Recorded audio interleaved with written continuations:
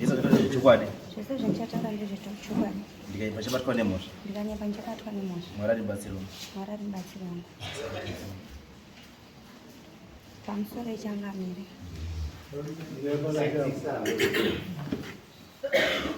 Pamusoro ichangamire.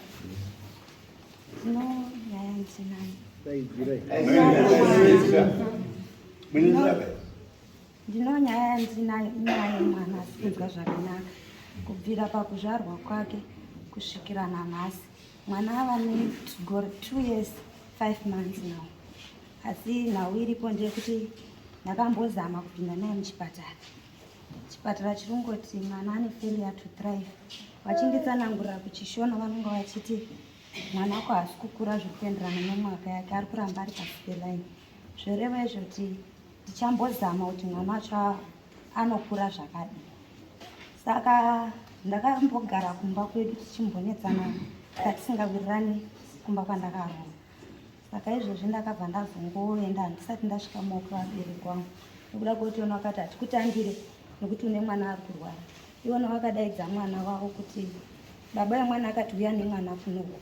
Nekuti pamweni hazvekumba kwenyu zvinasingawirirani nezvechi nemwana wekwedu. Chiperekedzwa uye hanzvadzi yangu ikauya ikanditora tikaenda tese kumba kwavo. Taenda tese mukuzobva kwangu kumba kwananyakusana ndichidzokera kumba. Ndakazongonzi enda hatikuperekedza. Zvadaro ndakaenda ndikanodzokera kubasa ndikanogara ndikashandira mwana ndichingorapisa mwana kuchipatara. Asi chipatara chirutisi dambudziko hatisi kuruona. Wakambotesta zvese zvakafanana nekutesta mwoyo wake. Wakamboti haisi kubuda zvakanaka, urimbotiratidza kuti une mvura iri mukati. Wakamboti pahuro pake aita zvekuti achiyamwa mukaka airidza pahuro. Wakambopatarisa X-ray vakati mwana ane mabhonzi ari kuda kunodosa kachubhu kanodzikisa chikafu. Saka tirikuda kuti aende kutheatre azonoite sei anoparetwe. Asi hainozotorwa theatre yekuti mwana aende kutheatre. Vakazomudzosera futi vakati mwana haana problem yainayo. Then vaenda kuTB yemabhonzi vakamutesta TB yemabhonzi. Mwana akanzi arimbori nayo. Wazomutesta futi kechitu achiti haana. Saka dhokuta akati nezvemwana wako ndaita sei ndazvitadza ndiDr. Patterson. Saka nhau iripo chingodzoka kureview. Ndo mararamiro etinongoita nemwana tichingonoti ari kupika sei. But dambudziko guru tiri pama-kgs ake nawo anorema ari mu7 kgs ndo dzaainadzo. Then koita problem yavari kutaura kusakura mwiri wake kuratidza kuti mwanawo avane ne2 years 5 months nemamwe maactivities ari kumashure. Saka last year muna November ndakabvako kumba kwacho. Last year muna November ndopandakadzokako. Ipapo mwana anga ane gore ne11 months. Ndichibva ndanowatsanangurira ndichiti ndaya neproblem yemwana haasi kunzwa zvakanaka. Ndambozama kuchipatara. Saka kuya kwamuri niwaridzi wemwana ndaya ndine nhawe kuti mumbochionawo nekundibatsira kuti tingabatsirana sei pakurwisa dambudziko riri pamwana. Vakati isusu zvetoita sinzi makambotudzwa kuti mwana hakusisina takambofushira. Saka totangira pachikafu. November wakandipa chikafu $20 ndochavakandipa. Then December hapana chakauya. Ipandaona vanhu vankoramba vakanyara. Pandanoto vanhu vaMwari vei ndadzoka zvine dambudziko rehosha yemwana. Muri kufungei nezvayo? Ndo pandakawatsanangura ndikati mwana akatanga kumera mazino. Asi mazino akatanga kumera ngeekumusoro ari kumatatu. Ndo chiitiko chakaitika pamwana. Nekugara kwake kwakazongoti netse vatazongobatsiridzirwa kuti zvinhu zvake zvese zvitese zvifambe zvakanaka. Saka iwona wakatigamuchira wakati waraiti nhau yataakuita ndeyekuti takonogadzirapisa mazino emwana first. Pataenda wonorapisa mazino emwana. Kobva tabva pakurapisa mazino emwana sekuru vakanditi inini ndini baba vemwana wacho ndikutomirira sababa vemwana. Sokuti sababa vemwana ari kure hamukwanisi kunga muchikwanisa kuita communication. Kana maona kune muprofita anogona kubatsira mwana mondidaidza tichibva taenda. Ndine kwandakatanga kunovadaidza tikanotsanangurirwa nawo asi zvakatsanangurwa ikoko baba vakazviramba vakati handizvizivi ndichambonotsvaga.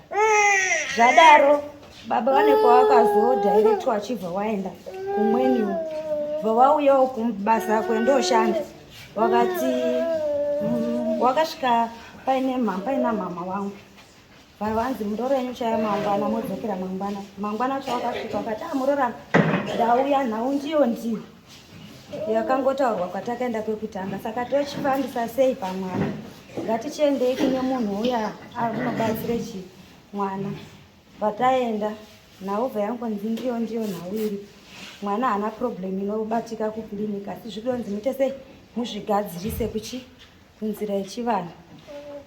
Saka zvadaro kumashure kwacho kumuprofita yekutanga baba akanga ati kuna muprofita chisarei muri kubatsira mwana pane zvinonga zvichidikana tinonga tiripo tichibatsirana asi kubva ipapo pane miteuro yese yemwana ndini ndichingotenga munhu iye asvika pakuti maitulani mwana wako ndakamubata nhova yake yanga yakakura ndikadzora nhova yemwana wako. Chechipiri mwana wako anga asingagoni kugwesha ende zvesho anga asingagoni kugwesha anga rekungoti paagara ndipapo makgs akanga asingapfuuri 5 kg but now apinda 7 kg. Saka tiko kumba kwenyu zvawakangoti inini ndaakuda mugove wangu ndo nhaya taakunetsana nemuprofita zvakazonipoti ndizosvikewo gumi ndichibva ndauya ndichidzoka panhaurwa yechi3 yakaitika muna January this year. Wakadaidza muprofita wawakadaidza kumba kwawo ndobva wasvika wakati muzouye kumba nemwana pane muprofita ati adobatsira mwana kana mwana asipo muprofita akwanisi kuita sei kupfuurira mberi nenhau yake. Saka ini ndakabva ndatarega ndidzike ndinzwisise pana baba kuti tine miteuro yatakaisa mwana yekwekutanga kuya ndobvisa here kuti titange mimwe miteuro akanditi amuroro sazvinetseba uya nemuteuro yacho yakangodaro then muprofita akaprofita ofuti nhau akangoprofita akati mwana wenyu akamonerwa nenyoka. That's why mwana asikuita sei asi kukwanisa kuwana power rekuti aite maactivities anofanira kunge achiita sei anofanira kunge achiita. Saka ipapo hapana nenyoka miri vake vakamonerwa nenyoka ipapo ini parugara parutondidywa mwoyo kuti muprofita akataura achidaro asi anokwanisa kubudisa nyoka yacho kana kubata nyoka yacho kuti ioneke kuti zveshuwa mwana akamonerwa ndo zvavanoita maprofita iwe uchiita sei nyaya yauda kuti kubatsire inini nhau yangu iri pakuti tinzwoti tizvifambirei tinzwoti chii chiri kunyatsa kuenda nechimwe pamwana. Inini chandoda ndikubatsire chekutanga ndechekuti wakaendawo kuna dhokta akakutaurira matambudziko aaona pamwana ari kuti mwana asadii mwana asafambirana nemashiri nemakore ake anditi but makaitei kuti mugadzirise zvakataurwa nadhokta izvo zvakagadzirisa kuti ndazva mutaura nenyaya kuti pahuro pari kunzi hapaite sei parikuda kuvhara things like that zvakutaura nadhokta makaitei about zvakataurwa nadhokta. Rega nditini dhokta akanditaurira akati isusu nhaurwa yako kuno kuchipatara taitadza nokuti yakavambira kuri kuhospital yekuwaona kudhuze kwedu wakanditi fona kumba kwenyu nekurudzirwe kwemwana kubve munhu mumwe chete auye titaurirane nokuda kuti mwana panguva yacho anga achita akadzokonotora skini yekuzvarwa kwake mwana yeucheche ouye otora skini yekuinyana zvekuti kuzora mafuta yanga isingadairi mafuta. Saka chiremba akati chifona kumba wauye tibatsiridzana kuti pamwana tingabatsiridzana sei pakashayikwa munhu wana akakwanisa kuuya kuhwa. Dhokta ndobva akati ndakukuendesa kuna Dr. Patterson atendwe naDr. Patterson. Dr. Patterson ndobva akasvika akati mwana une haana ropa ngawedzerwe ropa. Mwana vawedzerwa ropa 3 times arongowedzerwa ropa achinzi haana ropa haana ropa. Saka inhau yekunzi pahuro pake nemuchesti neine iyi nzira ndakaibatsirirwa kuno chivanhu sekuti dhokta acho akangoti enda unobatsira panda kuti ndedzokubatsira nenyaya yekuti yes mungataura kuti inyaya dzechiwanhu but ndakazvitarisa zvakawanda zvapane zvawataura zvese nezvakaoneka nana chiremba idambudziko rinotoda madokta it's a medical problem inoda madokta not chiwanhu because ndikakutaura kuti right now alright muprofita anokutaura kuti mwana akamonewa nenyoka and then zvakamonewa nenyoka chibvisa kanyoka mwana akure ipapo ndo pakandinesa kuti handini ndakadana apa akutoda mari yake handini ndokutaura kamanje kuti but is it worth it kuti munhu unopa munhu $100 muna kutaura mwana akamonewa nenyoka nyoka iyo mwana wacho akakubata changamikazoita kuti ndisvike mudare renyu kudai inaurwe kuti vabereki vangu inini nevabereki vekwandakaroorwa baba vangu inini akatsanangurira kuti kumba kwandakaroorwa kuti mukaona mwana yasvika mukati mechiwanzi chenyu ndifonerei ndidhile naye asi havasi kugona kundipa sendi rekuti batsirikana pamwana ndini ndinotongobatsirikanawo pamwana njeko nyaya yandoda nyaya iripachii kuti mwana anobatsirika sei because zvatinoita kana pamwe pacho tinotsvaga zvimwe zvisinei nedambudziko takatarisana nazvo ukaenda pamuprofita asakati nditete ndibaba kana mwana ndimaikuru vana uprofita because iyi istandard growth ke mwana kana sikapo istandard growth ndio standing kana mwana asikaenderani nechi makore ake asikaenderani nechi nebody weight and height ndio ino standing saka inoda medical solution saka ndikakona izvo wakutoziva iwo wakutoziva zvoona mwana angaurema 5 kg angaurema 5 kg iyo zvakutorema 7 kg are you getting enough food for this kid iwo urudya kuti mwana akanaka yamwana yamwa chikafu mukaka wakakwana izvo asiri pamukaka muri kumupa chikafu chechi chikafu chendiri kumupa ini chakanzi apiwe nachiremba ndo chendiri kumupa plambinat varumbe plambinat vanongomuisa vachimubvisa inteni yekuti anoadzika akadzikira kumakgs kwake ndokwaanombomisa plambinat yekudozama kumubatsiridza but paplambinat pacho vanotopedzisira futi vamubvisa nokuda kwekuti aroramba achiti akakwira uri kuya achidonha futi saka dokta aroti hatisi chapaona pane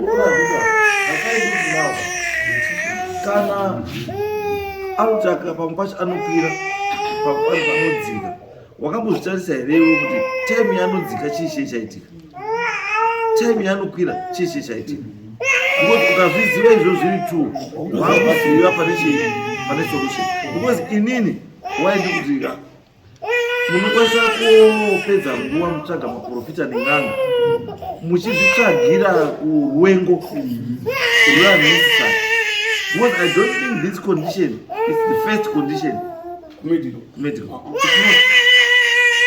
Kune madwa kune majaina mwana anogona kuzatokuda normally atona haiti zviri rekuti baba ndo akukuto ndinaro mwana akapopika andiri urema baba tinokuti urema bozi tutaisa disparity yaita ngiti asi munhu akapuwa chikafu chakakwana and very normal baba wacho rusapotaiii anokwasaga iti normal height yake anenge ituti iyo pamwe anengatori chii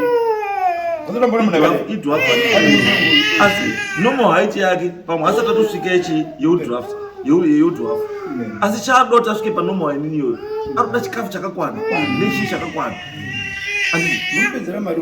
imi mukaenda maprofita iwe ungakwanisa kuti iwe ndakamira pamberi pamwari kuti muprofita anokwanisa kuti mwana amuke mangwana areba zvenainezo chakatoti ndizosvika dokta anorapa mwana wakambotraya kumufidha muchipatara wakambomuradzika nguva zhinji wachifidha iwona saka problem zhinji wakatonogaisikudaidhaka pafidhingi wati fidhingi wambozama iwona waimboti ndini ndisiri kugona kufidha mwana but ndayandika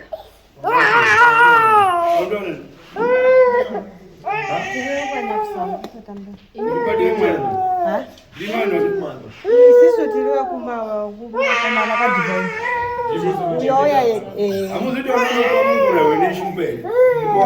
ega amuzvizivi hazvinyi zvemachechi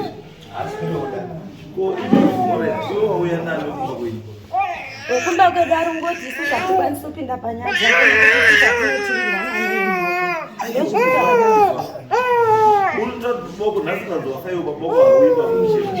ini ndopanondinetsa nekuti yena anoti handikwanisi kusvika koba ini ndopanyakusana ndakatanga nao ndikapedza wanourore wakarore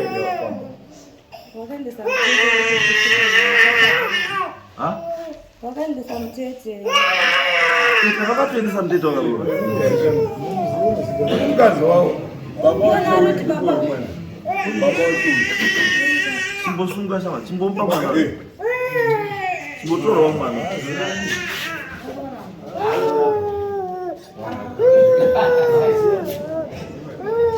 mugare munyara dzimwe murudini ive ndiye babosha mabritso isofaniyama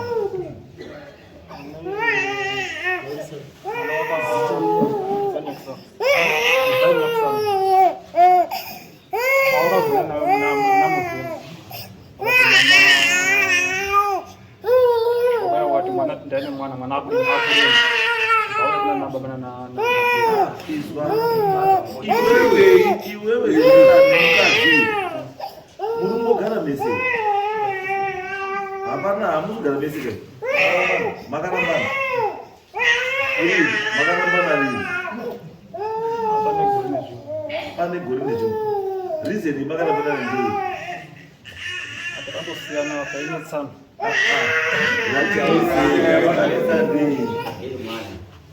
mwana akasati azvarwa mwana akasazvarwa saka mwana akazvarwa musiri mese saka akazoita vakose makasiyana ine nhumbu makasiyana ine nhumbu saka hii responsibility yako chekuita ndochengeta uzi wakazouya muna novemba wakamboti mwana wakafa pakazouya muna novemba sorry watakati wakamboti mwana wakafa mwana wakafa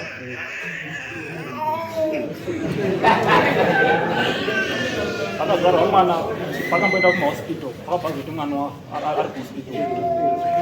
ari kuhospital atazomubvunza kuti mwana wacho zvafa zvatodopareto akati paakaopareto abva anozomuka akati hore saka mwana wacho uri todini uye pakatanzi wafa but atatomuika tatobva pamutata tenda muground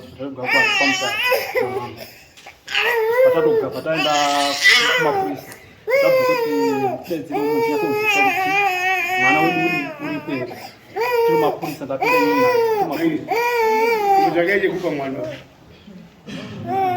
zvakaite kumbomupa mwana wayo hasi kuona boza afidwi zvakanaka pamwana feed these children tiri mapurisa emomo ndo pakati mwana udini uriko pati mwana wacho ana udini ana kuya naye tichindobuda mapurisa emomo bva vataurira tete kuti mwana udini mwana haakoba ndatonyine wande mwana haakoba munofanira kuuya ndikutarisire pane chii ndikuonesere pane mwana wenyu mwana takatoiga tokuratidza patakamuiga tatomusiya saka mwana wacho ndiye wako here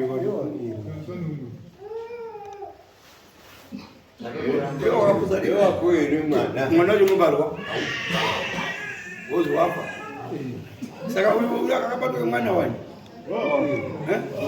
wakazozviziva papa ndingao kuziva paipai takaenda takakuti mwana paenda hospital waitotaura kuti ndiri kuhospital akati mwana ada kuoparetwa akati orai haazoti mwana waoparetwa but paoparetwa hana omukaba tichitaura pake pafoni ikati saka mwana wacho uripi pati mwana waoparetwa kabati mwana waoparetwa but atomuiga kwamutara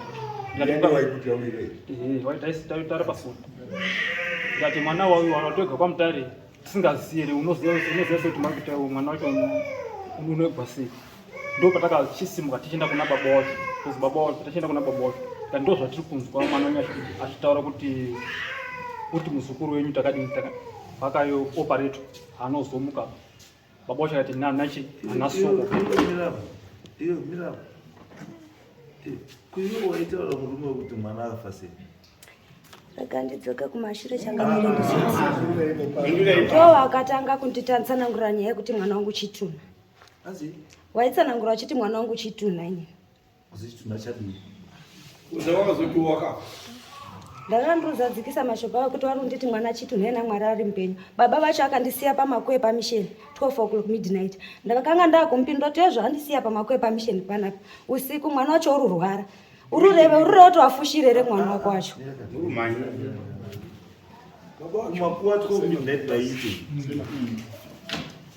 akanga arondiperekedza kumba kwedu endo paakabva angondisira akati chisarai papa baba vacho akurapira kumakuwa 12 midnight imi chituna chamaitaura ndechipi anombota kuti chituna asi wakamurapira kumakuwa anomboranga ndaimuperekedza wakanzi wakauya kuna samukuru kwasamukuru akati rarai kunze kwadi kwasvika iye akati ndodi ndoeni ibva ndadisa akati ndimumuperekedza andasiya akudosvika padizirumba dzavo ndokusiyana kwamakaita tatatosiyana patata kutumberekedza wakabva mukadzi aichadiko kunani atezvekuzi handi asutambirwa kumba kwawaire mukadzi kuti handisutambirika iwe hausati waya kusiya mwana kumba kwavo wakamupani mukadzi pakuti azobve kwatiri akaya kotorwa namama wacho kutorwa namai wako andoramba kutorwa because izwai chakamiri alright akatorwa namai wacho mai wacho wakumudzosa anomudzosa ndati wakuda kumudzosa chakamutora because pakatorwa ndati handikati akatorwa namai wacho ndikati mai wacho wakumudzosa yakadzosa towa tichizomubvunza kuti pakamutora wakamubvunza wawatora ndisipo akataura sipo saka da udzosawo sipo futi hazviti iwe zvakasvika mukadzi wako asipo wakadii takaenda kuna baba wacho ukati tikati because mama wacho zvakasvika chitaura wakati ndatomwana nababa ndotore mwana saka patakaenda tasvika taenda kuna baba wacho akati ini nhasi ndatoma asi ndakatomawo baba kutora mwana iwe wakanga watera kuti uda mukadzi wako ndati wakanga watera kuti uda mukadzi wako here saka mukadzi wako uyo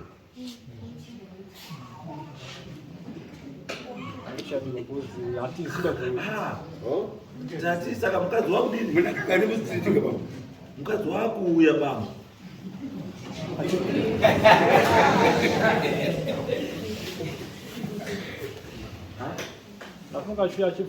kana matera makatera kuti muda munhu saka munhu wako uya wamakatera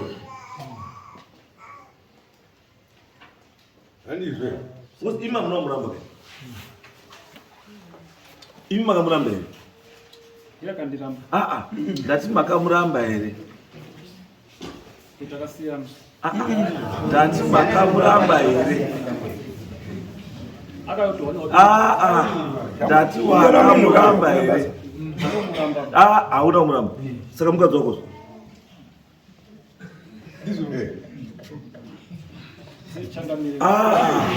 asiri mukadzi wangu ngewani iye ndi mwana wako unomuramba anogona urorwa here hakwanisi kugoza usati wamuramba wakamuona ane umwe murume seusamudi seusamudi chikuti pandichokuti pakayatwa namama wacho anditika wakauya mama wacho pakauya wakamutora wakabvunza kuti zvamutora munhu wangosipo saka ungambotori saka waiukatusase zvakataura wosipo Alright, kasanzika chamudi bandiri ndicho patakasvika kuna baba wacho pandandiri penyu. Baba wacho wakati nini asi ndakatuma munhu kana mai ari yawo yakotora mwana wake pamwana singadini pasingaiti. Ayo, mai wake yakotora mwana bhozi mwana anga rutambudzika anga ine mwana akasata zukuru wake uri kuchengera. Angasata zvavo. Mwana akasata zvaro. Ikati rakanga Magara meseri. Tagara 5 months. Maza 5 months. 5 months. Asi mo mazoparadzana fara yakareba sei. 2 years 5 months. Pane 2 years 5 months. 2 years 5 months. Mbona bani yashe? Maona yabe. Makagara kwese 5 months. Mo mazoramba na for 2 years. Tagara 5 months kakombo. Pari zamusuta. Mwana ni nguwa yakareba sei. 2 years 5 months. Mwana ni 2 years 5 months. Which means makasotosiyana before 2 years 6 months, which makasiyana 2 years 7 or 8 months before. Ichi ndo painga ichiri no. Ndo pamakasiyana. Andi saka 2 years dzese idzi makumboita idzi.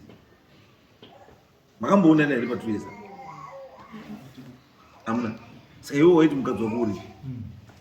Because mukadzi akabva pamuposipo.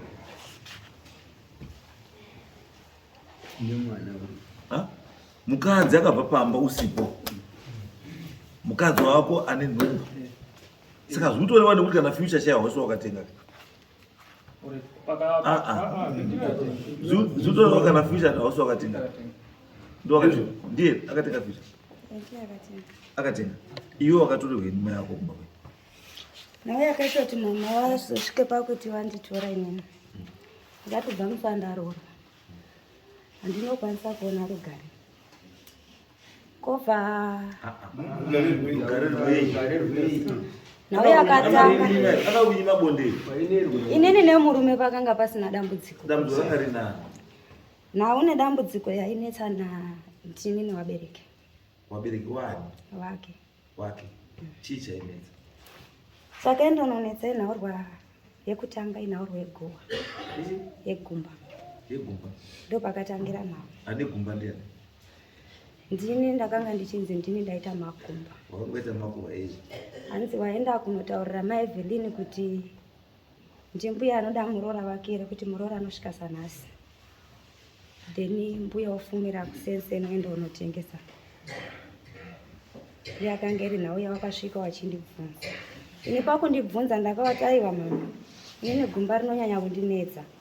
Zvaida mai Evelyn wacho aripo namai Pamari varipo. Tobvunza nawo. Nokuti nini mai Evelyn wacho hatitomborina kana nyawo. Saka zvandinotsa. Iwe gumba une. Makuwa ndinomboita sipapo ndakanga ndisinaro. Gumba ndinaro asi rekuita kuti kwandimbuya wako ere adaro handinomboita. Nese mukadzi nemaguwa. Asisi nyaya yese.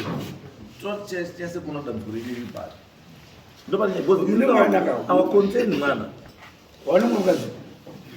Wanumwe mukadzi. Ndo saka usana. Wanumwe mukadzi ndo saka usada uyu. Kune mwana naye. Auna. Mwana wako ndiye wakamurora lini? 3 months. 3 months. Ane nhumbu. Okay. Ndo saka wati achadiwa. Kwakabara kuti mwana anenge akadai. Asoto wake na mayo kwa tununga ruwangu mwana. Izi kwazaka pakuti kwakaita bozi ndikora kafuka dzingirwa nyaya kuti azobara. Abatanga dzingwa kudara. Inawe nhumbu yacho yaingonetsa futi. Yaiti chini, yainetsa. Anga ichingonetsa yaingopinda makliniki. Ndakaita bundu muchibereko panhumbu yemwana iye. Wakaita chii? Bundu muchibereko. Bundu muchibereko. Saka uchabara mwana. Aiwa. Akauti ne bundu ndeni. Raioneka. Raioneka pa scan iri pa. Rasingaoneki scan raitongooneka genuine noti raitangira muchibereko. Scan ndiyo akazongotsana. Oneka unokuziva. Raitangira muchibereko. Raitangira muchibereko Dr. achitsanangura. River rauya unoflowa richiteera nzira inouya nayo nemwana kusvika rabuda kunze. Kusvika raoneka kunze kutsika. Kunze chaiko. Kunze kuita chigoro. Kusika rudzi chaiko. saka ranga riri just liquid. Saka doctor achirifananidza akati handina kwanisa kurifananidza, but ndakurifananidzira kuriziva, but ndikuda kuriisa mugroup rebathlon cyst in pregnant. Ngari chisi bathlon cyst in pregnant. Bathlon cyst ndio chii? Havanokwanisa kunzanangura nechishona ipapo wakangoti tozongona munhu. Ndakasununguka mwana bundi racho ringoripo rikazopera mwana ane goyo. No, ndakasununguka neoperation. Ndo saka ndokutaura akamunzwa it means kuti bambo chaakatiza bundu ranga rikubuda bundu iri ndo rakatizwa nabambo. Iwo wairara nemukadzi bundu wairizwa ere? Asi kuriona iro wairiona, saka waizwa sei uri kupinda?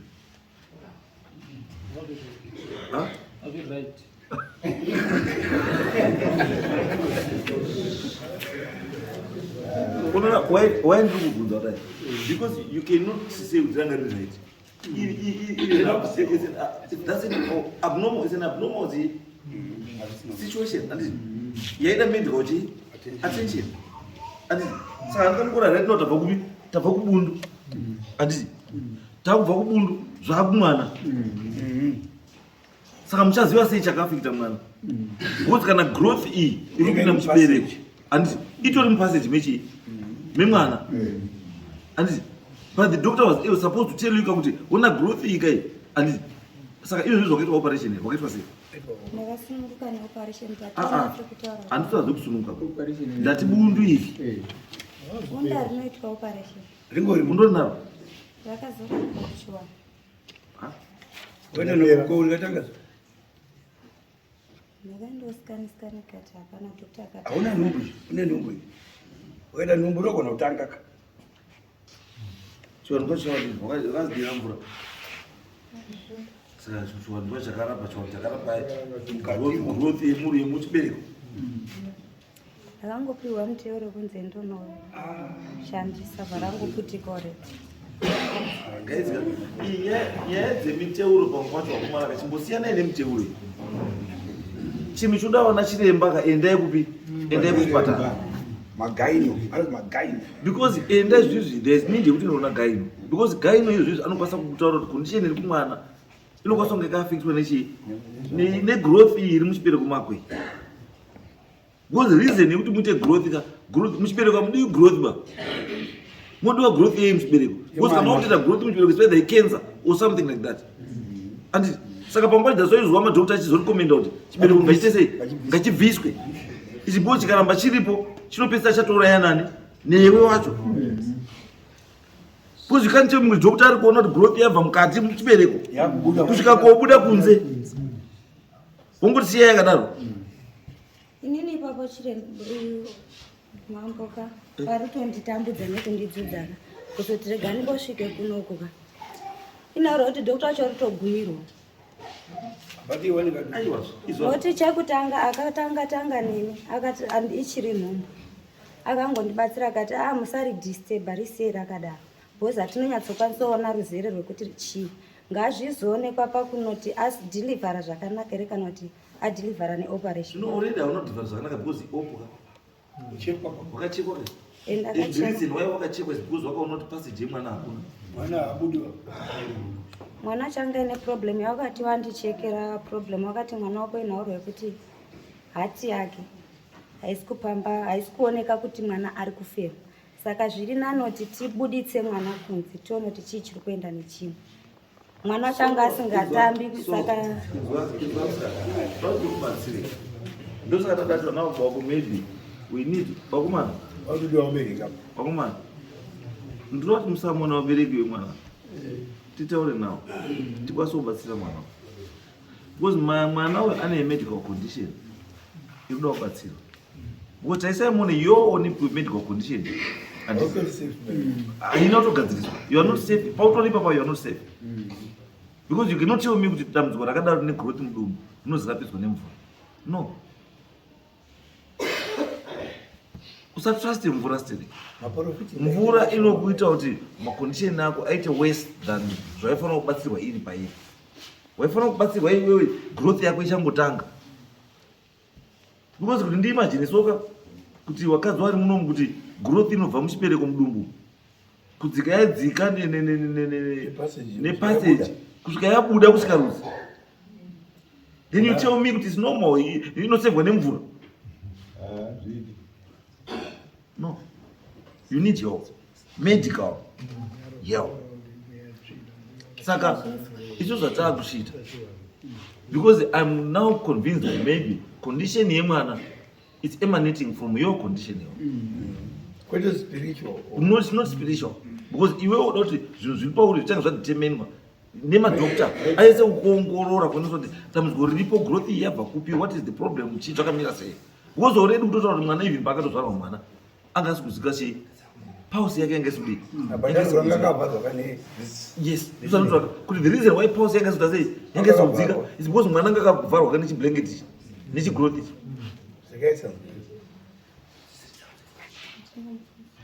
Mira, taura this. After 2 months, akamwa masamba.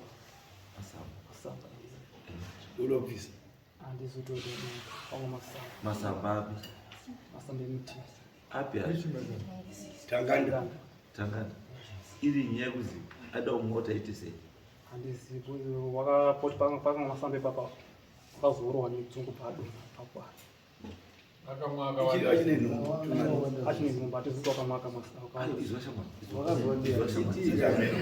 Ukadzanisha zuta kamwasi akawanda sei saka unomuona iyese iyo ndiyakataura munhu akati ndamwa masamba ka wamwakati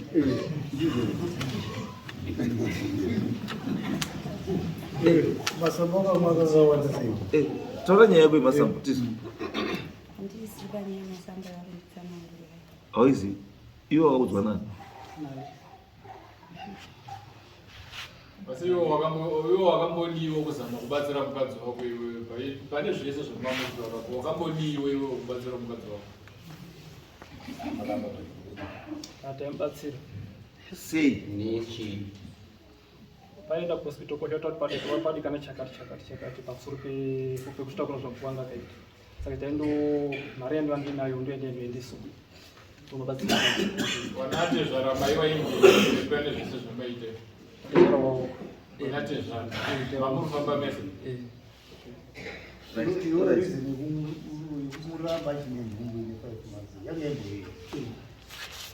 hana kumuramba isachude mataka yakotohwa nemubereko wake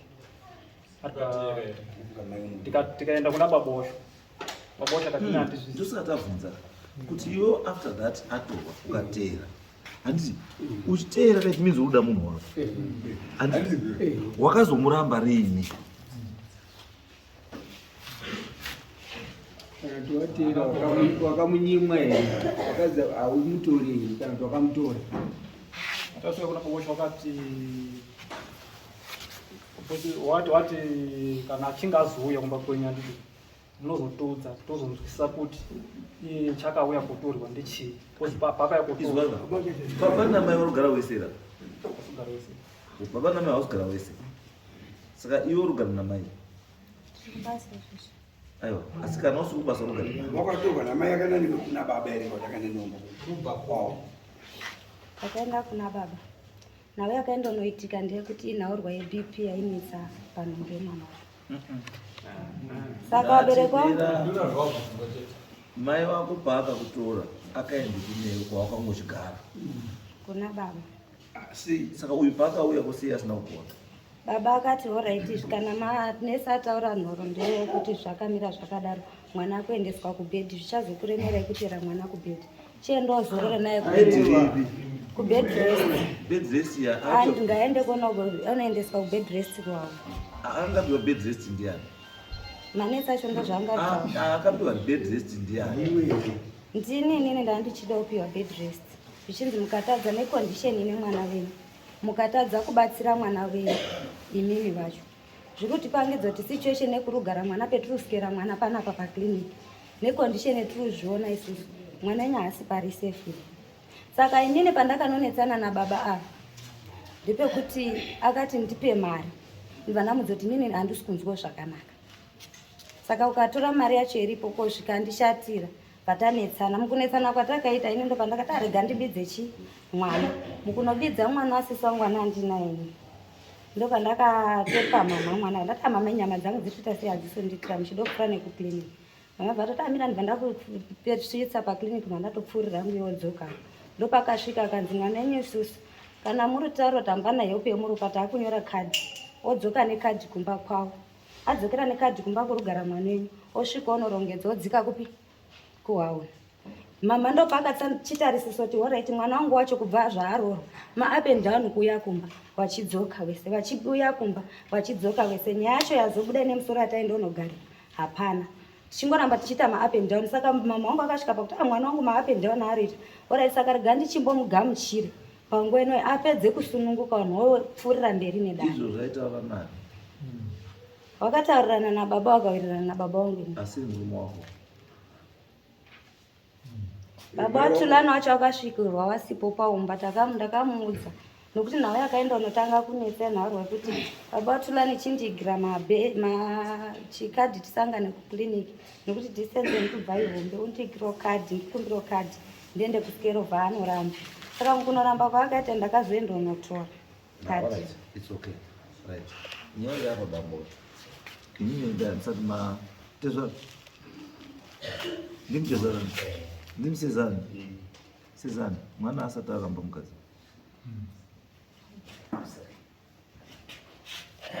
Pamtemo mwana asataramba chi. Ite kuti mwana aende kuramba mkazi kana asati mkazi. Zviita official. Then zvaita official. Uyu mwana iyo anoda mwana achengetwe. Musaiti zvinhu zvichimanyika zvokuti tikataura zvinopera. Enda kucivil court upiwe maintenance uya maintain mwana wako. Ndozvinhu zvamuita kuti ndazonopiwa $10, ndazonopiwa $20, ndazonopiwa kagorosa kakati, ndazombopiwa wheat. Enda maintenance uya maintain chi mwana wako. Asi ndikuda vabereki wako. Mai wako ndikuwada pana. Yes. Mwana achibva ndinotwala kumona sana. Murora sho wakauya akatova namai wake kungorongedzesa zvinhu zvese pawangoenda nazvo. Vaenda vakaita kungogara akazongopembedzwa futi nhandadzi yacho mwana atozvarwa. Saka mwana ari kunetsa uri kuchema chema. Saka tamboiwe pamwe mwana uri kumba kwake akatombouya akamusvika. Mauridzosoma sho. Ndati mwana haana kuramba mukadzi baba. Alright. Ya ndazvinzwa. Ngaaende unorambe mukadzi zviri chii. Right. Takaenda kuna baba. Porore na neni wacho na samukuru. Tikaenda neduro kuti baba atauya mwana wenyu akatorwa na maiyo. Baba na mai vakaseparata nawo social race. Right. Baba wakati iwe wakandipa duro kwangu. Zvakuita unga iwe ndiwana pachi. Ndiwana mukadzi. Mwana wangu toziva kuti mwana wangu ndiye wakakuramba. Saka ndi mwana wangu ndiye ufanira kubvisa duro rupa iwe mupango. Ndimataura akaita baba.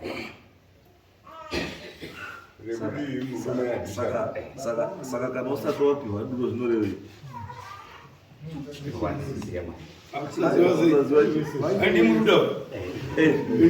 Ndati hamusati mapiwa duro saka zvinorevei?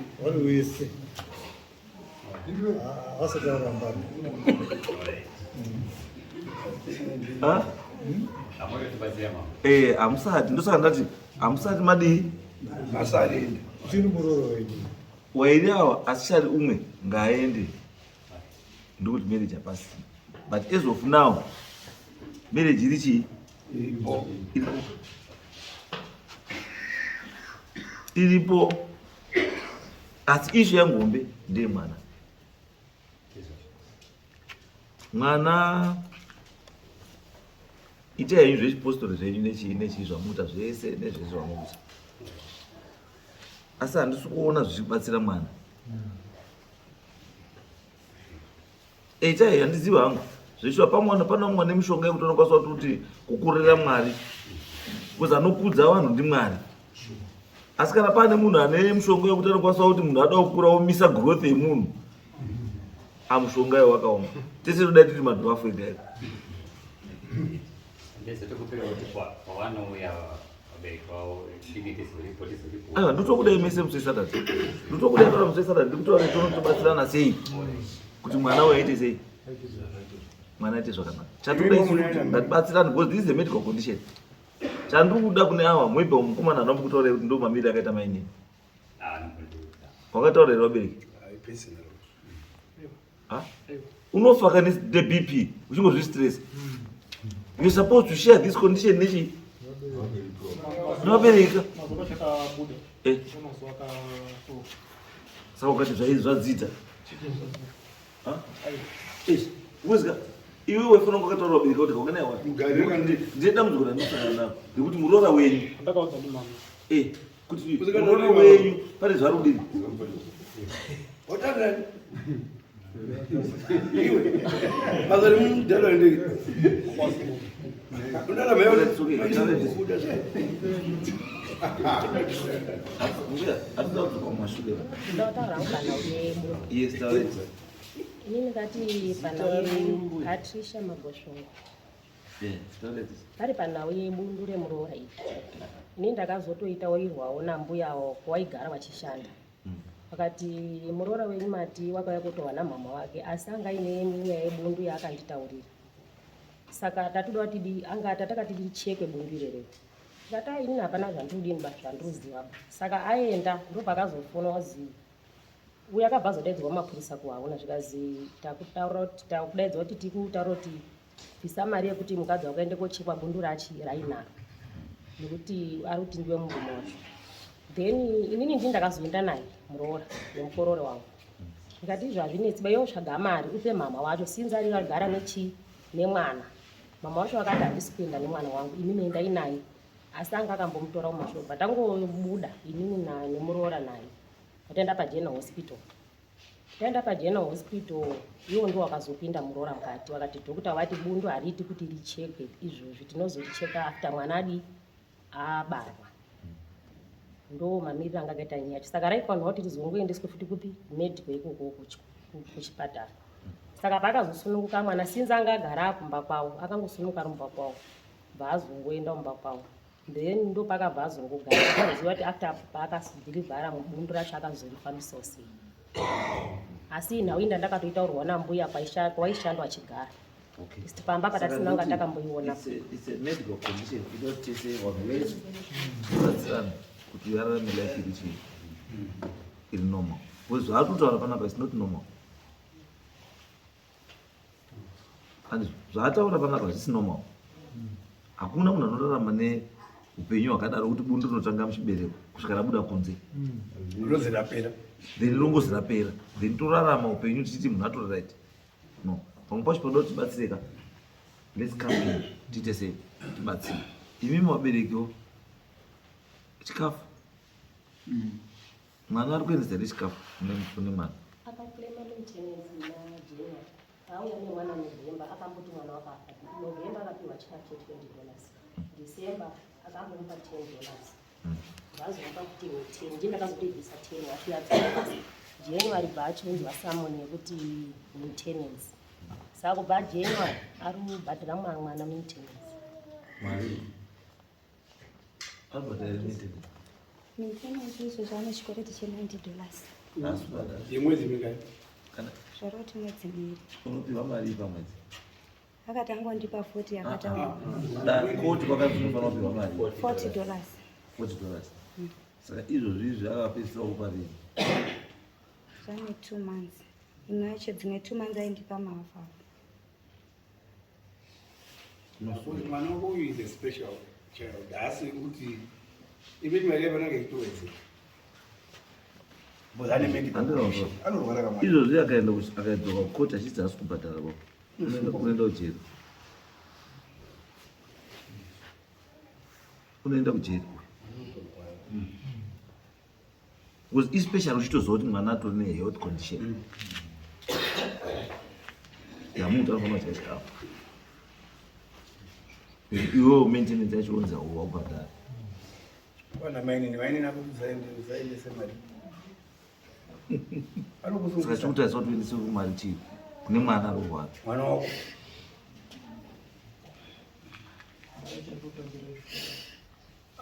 But hautauririrwa dare kana rakatokupa kuti unofanira kubhadhara $40 zvakatoona zvakakodzera kuti ubhadhara $40. Saka ikunorura mainini wakaiona.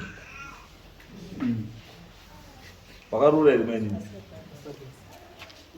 Saka itsika yako kundogara nawakadzi usari wena. Akaita bundu obhodzi.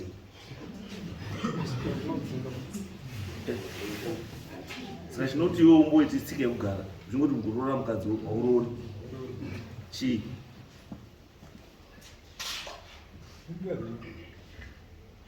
Choti tsika yekundotora una kugara nawo usikarori chii.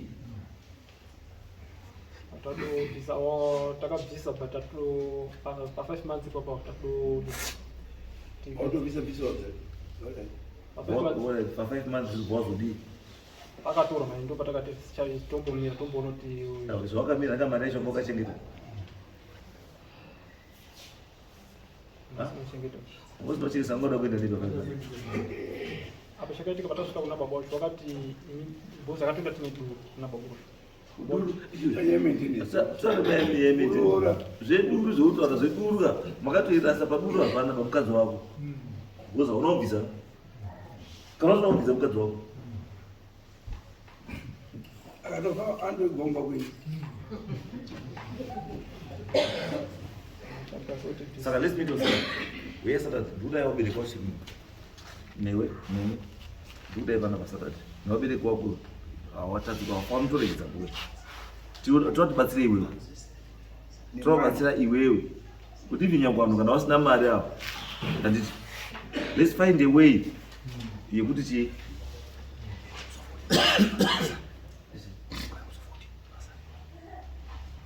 Ora, sakazi 14 mazwa It's 14. It's 4. Ini changa ndidawo ka. Esidare ba. I just want to talk to them so batama to batsira hawo. To batsira. Awadikana 20 minutes. Do batsira mwana. Saka uya Saturday. Because chandaona chokuleka ndicho uyu. Yes, in as much as I would have but chimwe chiri kuleka chikafu.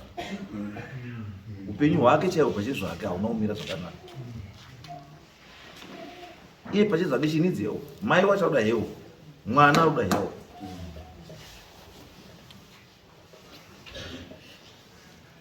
Tiitesa ndii. Oi, mazwa ere seko. Kuti iye pachezvake unoda medical help. Anditi unoda help yechikafu. Mwana anoda medical help. Auda futi help yechikafu. Ngatisakonzentrate nenyaya dzekurambana kuvanhu. Let's look about life. Yes, tarambana but less. Umwe atarambana naye ari kukwanisa kurarama here. Uyakwanisa kurarama here. Zvatopera. Because mwana wenyu atoita muvhoni. Atona mukadzi wake what more? Ane condition. But depends munhu aikwanisa kufara kumubatsira condition yake. Ndiyo. Andi indoramba ndikutaura kuuya kudare hadi kuuya kuti ndindaita number 1 ba. Kuuya kudare kuti tiite life iraramike zvokiti zviri normal tigare zvakanaka. Ndo zvatukoshesa isu vamwe hatutokoshesa zviite izvi. Because I cannot imagine kuti bundo rinokura tikusvika kuzvosvika rabuda kunze. Zvinokutaurirai time taken to solve that problem. Kuti kana kabundo haukanozobuda pamaoko apo anditi uchizokaona after 3 months wati mobundo rabva mukati kusvika kwekuzobuda kunze. Guys, ngatite 1 muzwa ngatite 1. Let's learn to assist each other. Zvinhu zvedu zvinotofambira zvakadii zvakanaka.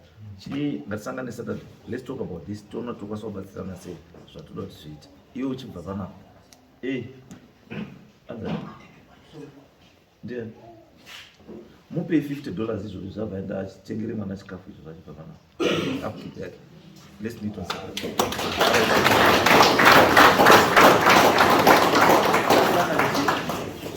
tigare pasi tokutoita setenda mberi oraitenda here